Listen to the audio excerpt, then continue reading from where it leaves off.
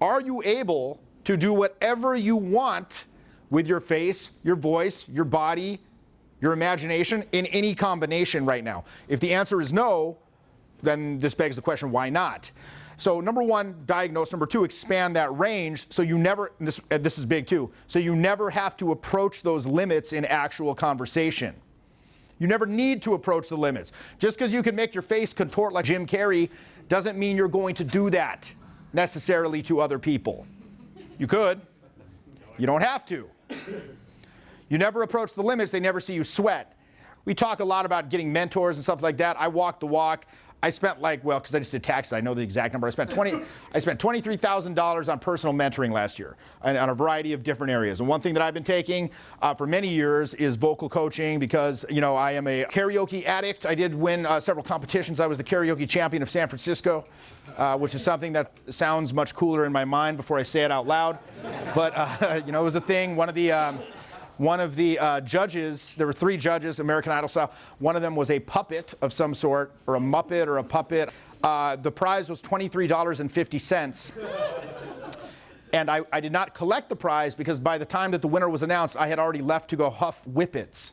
Yes, it's, inhalant abuse, which I no longer engage in, as I'm dopey enough already. But yeah, it is what it is. But yeah, so I take voice coaching, and one thing that we'll train to sing with my coach Susan. If you've seen that program RESONATOR that I did on vocal production, I worked out the curriculum with her. She's like a 45-year professional voice instructor, and we'll like practice hitting a high C, and I can hit a high C on like a good day, like a really good day. It's got to be a really, really good day, where everything's perfect, I'm at the peak of health, I'm extremely well hydrated, I'm mentally in the right place, I can hit it, but when I hit it, it sounds, you can tell, oh, he's really trying there. Like, oh yeah, that's it, that's his limit. I will never sing a song with that in it, ever. I'm not gonna even approach that, because if you don't approach the limits, it creates this sort of illusion or this air of mystery where like, yo, maybe this dude could do anything. What else could they do? What else are they capable of? Damn, I have no idea. They can envision you doing anything. However, the second that they see you kind of straining against the limits, like, okay, that's the limit. Okay, that's it. And the illusion is broken. They're like, okay, it's just a mortal. It's, it's just a mortal. It's not, but the funny thing is, it's interesting because when we're talking about specific, let's get back to like socializing, when you're able to go in and just zing, zing, zing, zing, and just allow a free flow.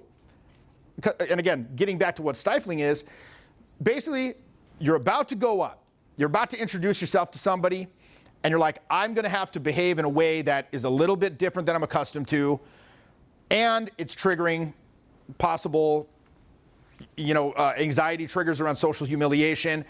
And so the mind basically says, stop this shit. This is potentially dangerous to us. This going up and doing this can make us seem silly, or stupid, or pushy, or aggressive, or weird, or like a fucking kook. Like, this needs to stop. So what do? Let's call into play physical tension as the enforcer. And the physical tension, the onset of this, it's very subtle. It can be almost subliminal, and you won't even be aware that you have it. This is why, when I'm out, and I have clients, I'm like, look, one thing that's also very important is I want you to make sure that you're staying loose. So I don't want to see you walking through the crowd like what I call the sauntering salmon. Okay, sauntering salmon is like, a salmon like swims upstream. They're like, everyone's like in the place like, yeah, and they're like,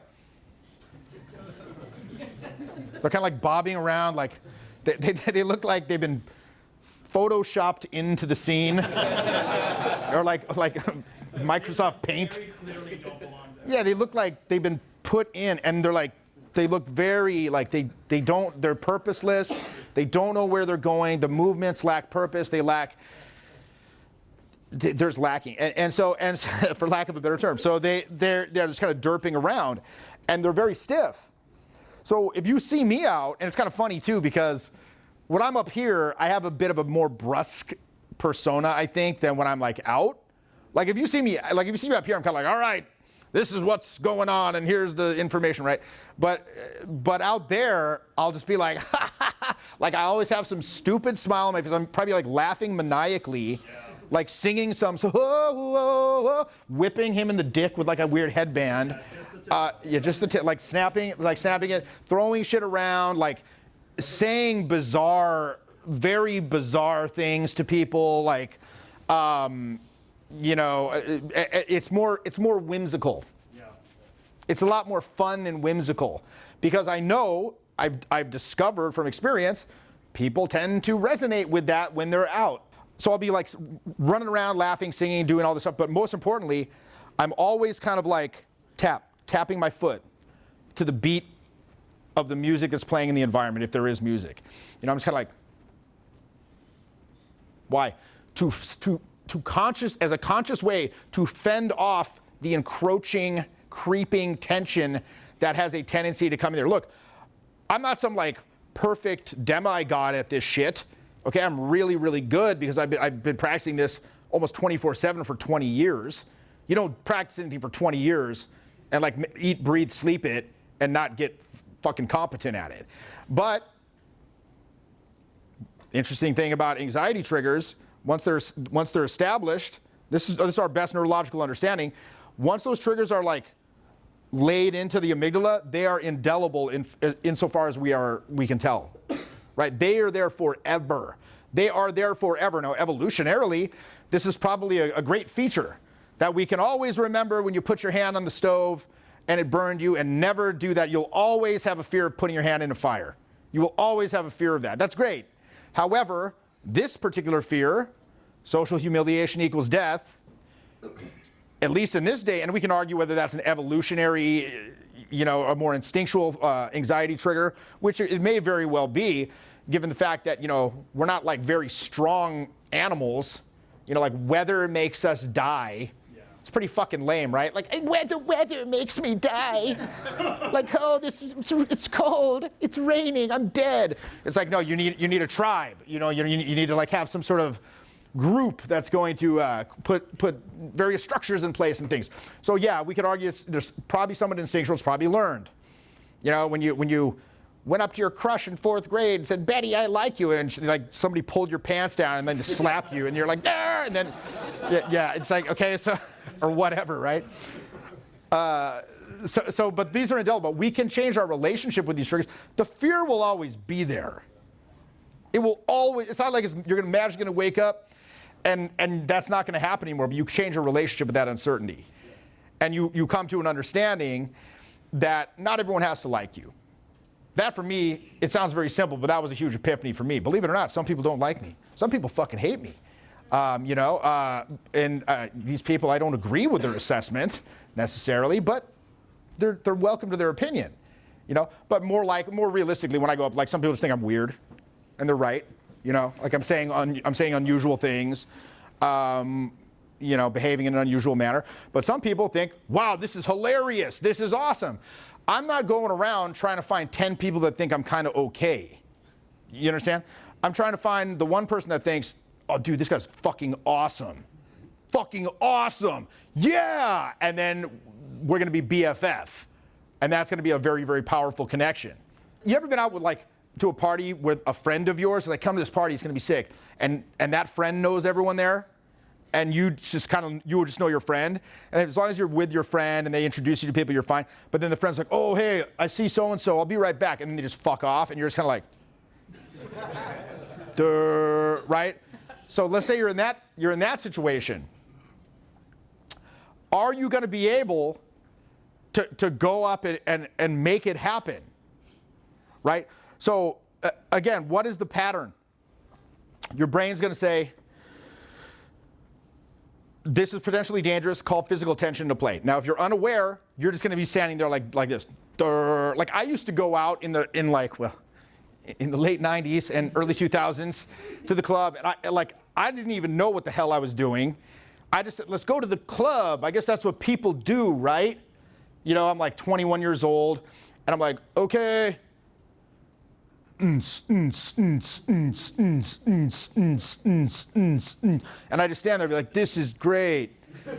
You know, like I don't fucking, like this is great. And then maybe I'd see like some woman walk by, like some girl, I'm like, oh, I'd be like, attractive. Like not even like I want to go talk to them, just like, and not even like verbalize, just like attractive. Okay, this would happen multiple times. Club ends, I go outside, I'm like, and people are like, yeah, the club. I'm like, yeah, the club. And I'd go home with this like sense of disquiet, like not even knowing what the hell it was. Like it was ostensibly this good time, but there was something, there's like some uneasy thing going on, right? So it wasn't until later I'm like, okay, well I'm gonna go meet people, right? I'm gonna do that, and then I went out, it'd be the same thing, and I'm like, okay, I'm gonna go meet them, and then they walk by, I'd be like, duh, I can't, I'm in it, at least, but this time I know I'm in it. Now I'm aware that there's some sort of stifling thing going on, okay? So that's stage of awareness 1. Stage of awareness 2, and again, we're seeing a theme here. Awareness, awareness, awareness, awareness, awareness. Awareness of the mechanisms, awareness of the inhibition. That's where it starts. That's where the release starts. So stage of awareness 2, it's happening, right? Like I'm out, you wanna like go mingle? It's happening. I feel it currently taking hold. It's taking hold of me at this very moment. Now you're in it, okay? Stage of awareness 3, and this is where you want to be. It's like, okay, I'm in this environment. The stimuli are present that will typically result into me going into that anxiety paralysis, that approach anxiety. The stimuli are present. I'm gonna go into it in a second. So what do you do now? Now you train an incompatible behavior. In other words, I would say the best thing to do, like action is always the answer. You take action before it grabs hold of you. And then what'll happen? Like, so look, for me, very often, I'll go out, especially if I haven't been out in a while, you know, I've been working on some other project or something, or focusing on something else, and I go out for the first time in a while, I might feel it grabbing hold. I'm like, oh shit, like, okay, I feel it grabbing hold. But I've experienced enough that I know when that happens, I must immediately just talk to someone. I don't care who it is. It could be some fucking dude, an old lady, fucking old lady dude, hybrid. Like I don't care. It doesn't matter. Yeah, I'll just be like, hey, what's going on? Like, oh, hey, blah, blah, blah. I'll just say some gibberish. I'll even say what's up, like just anything. Just a 30-second nonsense conversation with some random dude. Oh, hey, dude, I see you got that thing. Herpa-da-dur. Yeah, sick. Okay, so what is this doing? Just like literally, I might even say that, like herpa-da-dur. Like, right? Just to verbal, okay, I verbalize something at somebody. So it's like your brain, you can tell your brain the whole time. Like when you're in the state, you're like, oh, just go up, nothing will happen. Nothing will happen. Logically, you know that nothing's going to happen. You're not going to be vaporized. You're not going to be like put on blast like on an ad on the Super Bowl as a fucking idiot and like lose your job and have your balls cut off. Like none of this is going to happen. Like the quantifiable result of you doing this, it's negligible. It's nothing. The day-to-day, the effect on your day-to-day existence will be nothing. If you go up to somebody and they like turn away from you or they ignore you, or even if they say, don't fucking talk to me, it's nothing. They didn't know you existed 2 minutes ago. They aren't going to know you existed 2 minutes from now. You can tell yourself all of these things. It won't matter. Yep. It won't matter. Your body still thinks people are going to fucking rappel down from the ceiling and fucking beat the shit out of you and like set you on fire. Like that's, you literally believe this. So your brain wants proof, not promises. It wants proof, not promises. So that's why because once it takes hold, you're in it. You're done. It's almost impossible to shake out of it. Unless you have like a friend who's gonna like literally shake you and maybe throw you or something, suplex your ass into a trash can, and then fucking make you go up and talk to, like, yeah.